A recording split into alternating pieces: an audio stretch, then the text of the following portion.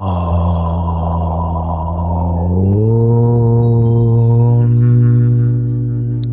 ഗും ഗുരുഭ്യോ നമഃ. ഏവർക്കും പ്രണാമം. നമുക്ക് ശ്രീ വാൽമീകി രാമായണത്തിലേക്ക് തന്നെ മടങ്ങാം. രാജപാതകളെല്ലാം പിന്നിട്ട് പർവ്വത ശൃംഗ തുല്യനായ കുംഭകർണൻ മതിലിന് പുറത്തെത്തി. കടലിൽ കോളിളക്കം ഉണ്ടാക്കത്തക വിധം അവൻ വീണ്ടും അലറി. ഗിരിവരനെ എരിയിക്കുന്നത് പോലെ, ഇടിവെട്ട് ഉണ്ടാക്കുന്നത് പോലെ ഗർജിക്കുന്ന ആ ഭീമലോചനൻ യമനും ഇന്ദ്രനും വരുണനും അവധ്യനാണ്. അവൻ്റെ വരവും നിൽപ്പും ശബ്ദവും കണ്ട വനവാസികളെല്ലാം വിദൂരത്തിലേക്ക് ഓടിത്തുടങ്ങി. അവരുടെ പാച്ചിൽ കണ്ട ബാലീനന്ദനൻ, നീലൻ, കുമുദൻ, ഗവാക്ഷൻ, നളൻ എന്നിവരോട് പറഞ്ഞു, സ്വന്തം വീര്യവും ശക്തിയും കുലമഹിമയും മറന്നുകൊണ്ട് വെറും കുരങ്ങന്മാരെ പോലെ എങ്ങോട്ടാണ് നിങ്ങൾ പോകുന്നത്? കഷ്ടം തന്നെ. നിങ്ങൾ ജീവരക്ഷണത്തിനു വേണ്ടി ഭീരുക്കളെ പോലെ ഓടുകയോ? സൗമ്യരായ നിങ്ങൾ മടങ്ങുവിൻ. ഇതൊരു ഭീഷണവേഷം എന്നല്ലാതെ ഈ രാക്ഷസനെ യുദ്ധം ചെയ്യാനൊന്നും അറിയില്ല. നമുക്ക് ഇവനെ വീര്യം കൊണ്ട് ഭസ്മമാക്കാം. കവിവരന്മാരെ പിന്തിരിക്കുവിൻ. യുവരാജ വാക്കുകൾ കേട്ട് വളരെ വിഷമത്തോടെ ആശ്വസിച്ച് അവർ അവിടെ കൂട്ടം കൂടി വൻമരങ്ങളുമേന്തി പോർക്കളത്തിലേക്ക് വന്നു. ആ ഹരിവരന്മാർ ചൊടിയാർന്ന് മത്തഹസ്തികളെ പോലെ കുംഭകർണന്റെ ചുറ്റും നിന്ന് അടിക്കുവാൻ തുടങ്ങി.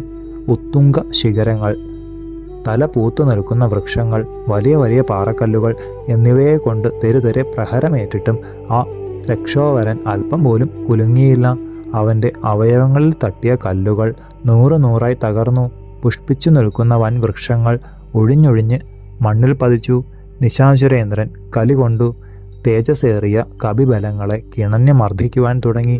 ധാവാഗ്നി കാടുകളിൽ പതിക്കുന്നത് പോലെ കുംഭകർണൻ പ്ലവകരെ തള്ളിമാറ്റി. ചുവന്ന പുഷ്പങ്ങൾ അടിമുടി വികസിച്ചു നിൽക്കുന്ന മരങ്ങളെപ്പോലെ ചോര ഛർദ്ദിച്ചു വാർന്നു. അനേകം കവിപുങ്കവന്മാർ വീണുകിടന്നു. ഒന്നും നോക്കാതെ വാനരന്മാർ ഓട്ടവും ചാട്ടവുമായി. ചിലർ കടലിനടിയിൽ ശ്വാസമടക്കി മുങ്ങിക്കിടന്നു. ചിലർ ആകാശമാർഗത്തിലേക്ക് ഉയർന്നു. രക്ഷസിനാൽ മർദ്ദിതരായ മർക്കടന്മാരിൽ ചിലർ ആഴിയിലുള്ള സേതുവിൻ്റെ പകുതി വഴിക്കെത്തി. ഭയം കൊണ്ട് മുഖം മങ്ങിയ അവർ നിലവും കണ്ട് അണഞ്ഞു. വൃക്ഷങ്ങൾ വൃക്ഷാഗ്രങ്ങളിൽ കയറി. ചിലർ കുന്നിൻമുടികളിൽ ചെന്നൊളിച്ചു.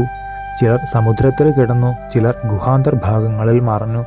മറ്റു ചിലർ നിലം പൊത്തിക്കിടന്നു. ചിലർ ഭൂമിയിൽ വീണു. ചിലർ ചത്തതുപോലെ കിടന്നു. ഇങ്ങനെ പ്ലവക സൈന്യം നിലയില്ലാത്തവരായി തീർന്നു. പരാജയമാർന്ന വാനരന്മാരെ കണ്ട അങ്കദൻ വീണ്ടും, നിൽക്കുവിൻ, നമുക്ക് യുദ്ധം ചെയ്യാം. എല്ലാവരും പിന്തിരിഞ്ഞ് ഇങ്ങോട്ട് വരുവിൻ.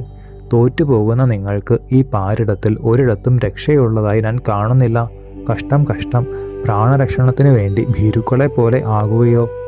എല്ലാവരും പിന്തിരിയുവിൻ.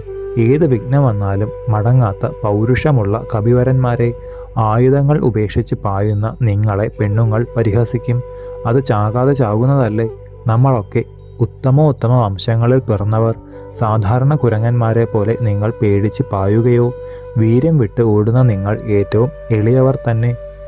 അന്ന് പടനടുവിൽ വെച്ച് നിങ്ങൾ എന്തെല്ലാം വമ്പത്തരങ്ങൾ പറഞ്ഞു.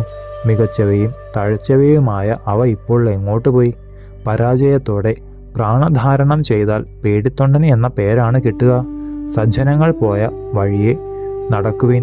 ഭയം ദൂരീകരിക്കുവാൻ നാം അല്പായുസുകളായി തീർന്നുവെങ്കിൽ, യുദ്ധകളത്തിൽ നാം മരിച്ചു വീണുവെങ്കിൽ, നിസ്സാരന്മാരായ പടയാളികൾക്ക് ഒരിക്കലും എത്തുവാൻ സാധിക്കാത്ത സത്യലോകം പോകാം.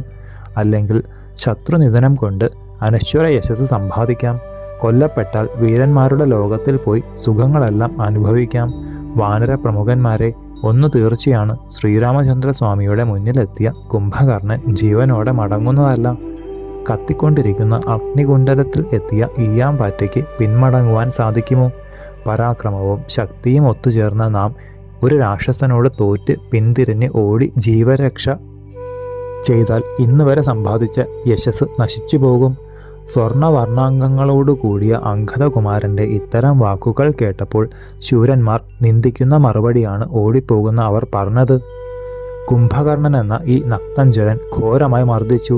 നിൽക്കുവാൻ തന്നെ സാധിക്കുന്നില്ല. ഞങ്ങൾക്ക് ഏറ്റവും പ്രിയമായത് സ്വന്തം ജീവനാണ്. അതുകൊണ്ട് ഞങ്ങൾ പോവുകയാണ്. ഇങ്ങനെ പറഞ്ഞ് നാനാദിക്കിലേക്കും അവർ പാഞ്ഞു. മഹാകൂറ്റനും ഭീമാക്ഷനുമായ കുംഭകർണൻ അത്രമാത്രം അവരെ ഭയപ്പെടുത്തിയിരുന്നു. എന്നാൽ വീരന്മാരായ വാനരന്മാർ പാലായനം ചെയ്യുന്നതിനെ സ്വാന്തന വാക്കുകൾ, ഉദാഹരണങ്ങൾ എന്നിവ പറഞ്ഞുകൊണ്ട് അംഗദൻ പിന്മടക്കി. അതിബുദ്ധിമാനായ ബാലിപുത്രനിൽ ഭക്തിയും സ്നേഹവുമുള്ള പ്ലവകവരന്മാർ കൽപ്പനയും കാത്ത് സമീപമെത്തി. ഋഷഭൻ, ശരഭൻ, മൈന്ദൻ, ധൂമ്രൻ, നീലൻ, കുമുദൻ, സുഷേണൻ, ഗവാക്ഷൻ, രംഭൻ, താരൻ, ദിവിതൻ, പനസൻ, ഹനുമാൻ തുടങ്ങിയവർ അത്യുത്സാഹത്തോടെ അടരിനടുത്തു. ശേഷം ചരിതം നമുക്ക് അടുത്ത ഭാഗത്തിലൂടെ കാണാം. ഗുരുപാദങ്ങളിൽ സാഷ്ടാംഗ പ്രണാമത്തോടെ. നമസ്കാരം.